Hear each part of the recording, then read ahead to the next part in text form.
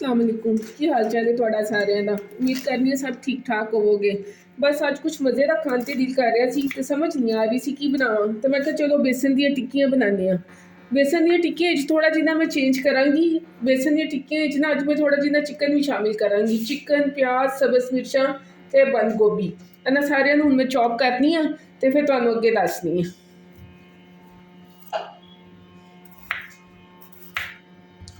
सारिया सब्जियां ना तुसी बरीक बरीक चॉप कर लेना। इसी तरह प्याज, सब्ज़ मिर्चां, बंद गोभी बरीक बरीक कट लाँगी तो जो चिकन है इहदे भी छोटे छोटे पीस कट लवांगी। ऐसे मैं बेसन पा लिता। बेसन के मैं मसाले पावांगी। तुसी अपने टेस्ट के हिसाब नाल इहदे च नमक मिर्च पाना। मैं अपने हिसाब नाल पा रही हूँ। इहदे च मिर्च पा दी है, नमक पा दिता है। उस तो बाद इहदे च मैं जीरा पावांगी।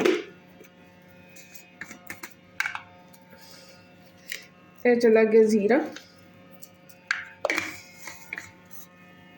ते इत्थे हुण मैं पानी पा के ना मिक्स कर लाँगी। यह देखो अच्छी तरह तुसीं मिक्स कर लेना। इत्थे मैं बेसन मिक्स कर लेता। यह देख लो बस इस तो ज़्यादा पतला नहीं करांगी। यह देखो बस अज इहदे च थोड़ा जिहा चेंज कर रही हूँ। इहदे च बेसन दी टिक्के च नाल चिकन थोड़ा जिहा पावांगी। यह प्याज ते सब्ज़ मिर्चां कट लित्ती हैं ते थोड़ा जिहा जायका चेंज करने वास्ते अज मैं बंद गोभी भी पा रही हूँ विच। यह सारिया चीज़ां पा के ते अच्छी तरह मैं मिक्स कर लाँगी। दूसरी तरफ मैं फ्राई पैन रखांगी, चूल्हे उत्ते तेल पावांगी ते इहनूं मैं शैलो फ्राई करांगी। यह मिक्स हो जाएगा अच्छी तरह। फिर तुसीं इहदियां टिक्कियां बनाना। यह फ्राई पैन मैं रख दिता ते इहदे च मैं तेल पावांगी। इस हिसाब दे नाल टिक्कियां सही ने। जिहड़े बच्चे अजकल की जी डाइटिंग करते हैं बस यह मैं ज़रा बेसन ही सही है तो शैलो फ्राई करांगी कि बच्चे भी खा सकें।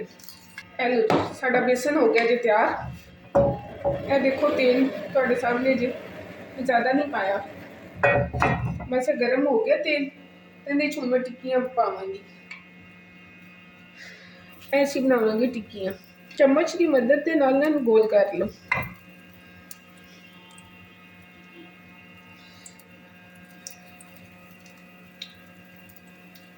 इस तरह की करके मैं सारी टिक्कियां पा दूँगी।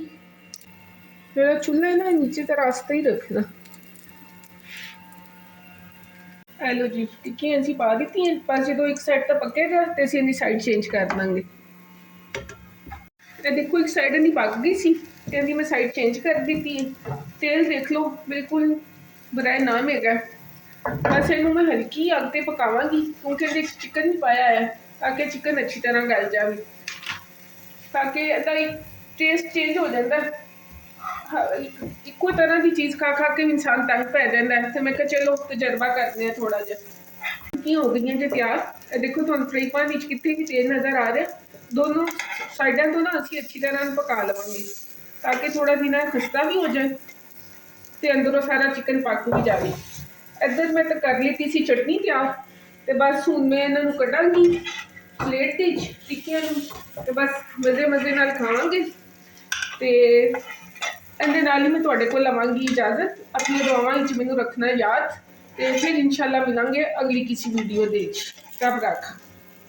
हसदा रहे पंजाब, सदा वसदा रहे पंजाब।